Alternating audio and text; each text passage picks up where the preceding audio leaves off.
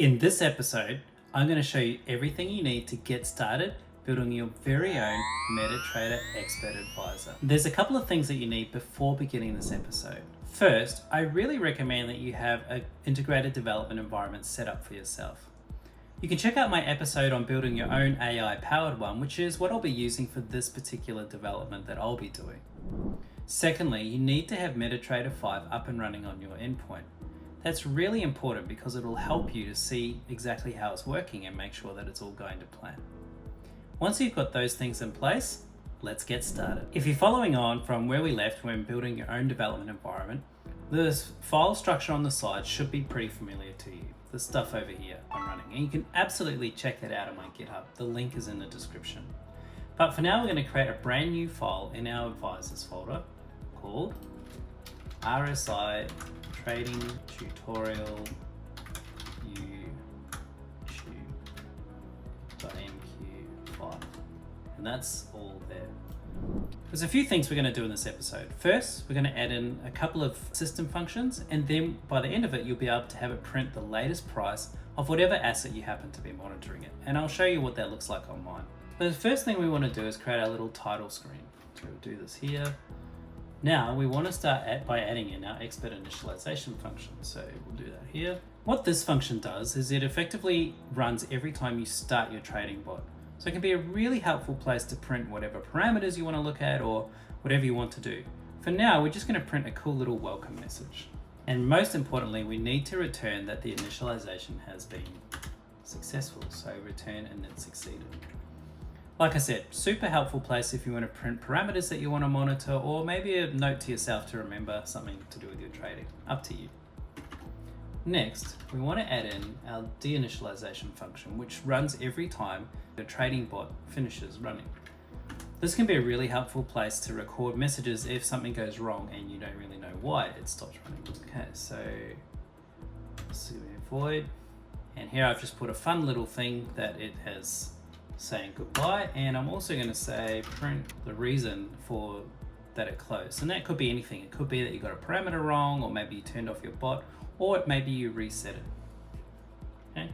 Now, if you're planning on doing a little bit of debugging, which is not uncommon when you're building an expert advisor, you can add in a couple of other little things in here that will make it a bit easier to differentiate between the different runs. So here we're going to print a screen, and we'll do the same thing down here. The next thing we want to do is add in our OnTick function. Now, the OnTick function effectively runs every time that a trade or a tick is made on your MetaTrader 5. Now, be careful not to confuse this with the tick value of a symbol, which is the smallest possible trade value. Those two things are not the same, even though they have the same name, which can be a little bit confusing once you get into it. And you can see that here, and this one's going to be a void OnTick. Okay, so here we're going to say a new tick has occurred. Nothing too exciting just yet, but let's go ahead and see if this is going to compile. Now, if you're running this on the development environment that I show you in the previous episode, you're just going to push this button here. It's going to do a bunch of stuff and say that it was all compiled successfully. If you're doing this in your MetaTrader 5 editor, you push compile and it'll do something slightly different.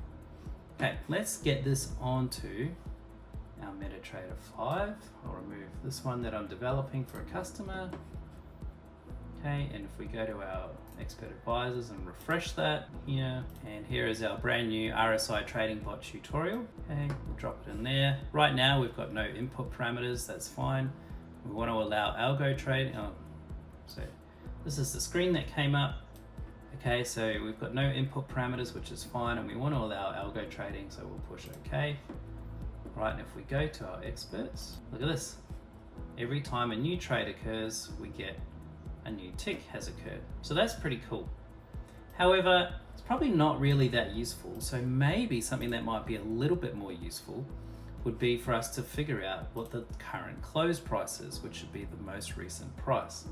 And to do this, we're going to dive a little bit into the MQL5 language reference and have a look at a particular function called iClose, which gives us the latest close. So here's how we do it here. So we're going to say double close is equal to iClose, and we're going to make this underscore symbol which is the current symbol. We're going to make this the underscore period, which means the current period that it's on, and we don't want any offset, so we want to get the latest one here.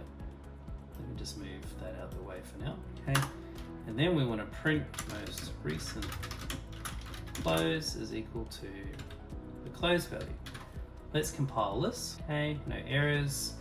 I'll bring back my MetaTrader 5, and because we've got it attached to the chart already, this is already going to start doing it. And here we can see that on the Euro USD.A, which is my broker's version of the raw account, we're getting the most recent close there, which is 1.07419. Let's see if it changes when a trade comes through. And of course, now there's no trades. There we go. You see 0417, and there we have it there. Okay, in the next episode, we're going to start expanding this expert advisor so you can get some really cool and powerful functions out of it. Check it out, and I'll see you there.